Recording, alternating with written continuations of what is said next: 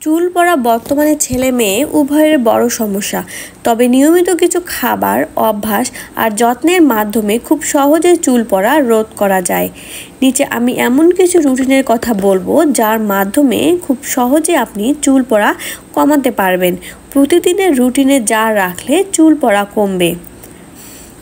সকালে ঘুম থেকে উঠেই 1 গ্লাস গরম পানি, 1 চামচ মধু বা লেবু খেতে হবে। এতে শরীর ডিটক্স করবে, হরমোন ব্যালেন্স ঠিক করবে এবং চুল পড়া কমাতে সাহায্য করবে। 10 থেকে 15টি ভেজানো বাদাম বা কাজু, আখরোট ওমেগা 3 বায়োটিন ও আয়রনের চুল মজবুত করতে সাহায্য করবে। একটি সেদ্ধ ডিম বা দুধ প্রোটিন বা চুলের মূল উপাদান।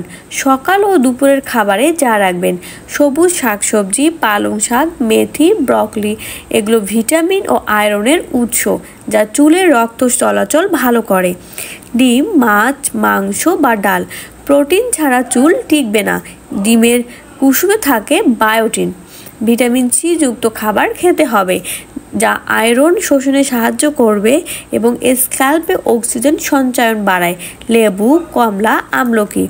ভাত ও রুটি, ডাল, তরকারি, লেবু পরিমিত পরিমাণে কার্বোহাইড্রেট দরকার যাতে চুলের গঠন ঠিক রাখে।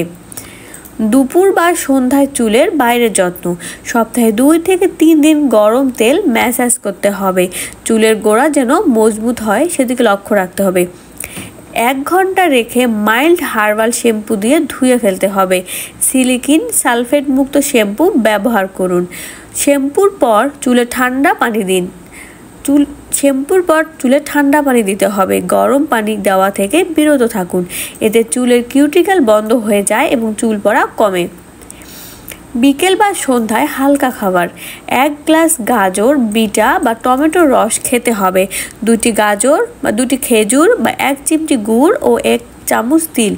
স্যুপ, বাদাম বা কলা সব হেয়ার ফ্রেন্ডলি।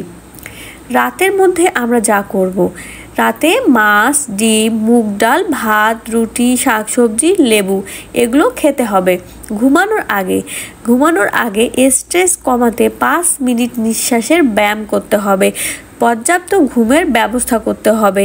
দিনে 7 থেকে 8 ঘন্টা ঘুমাতে হবে।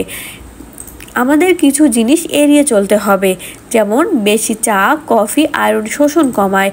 এক্সেসিভ হিটিং বা স্ট্রেইনার, ব্লো ড্রাই, অত্যাধিক কেমিক্যাল প্রোডাক্ট, অপরিষ্কার ক্লাম, তেল বা ম্যাসাজ করে শ্যাম্পু করা, অনিদ্রা বা স্ট্রেস এগুলো আমাদের থেকে দূরে রাখতে হবে।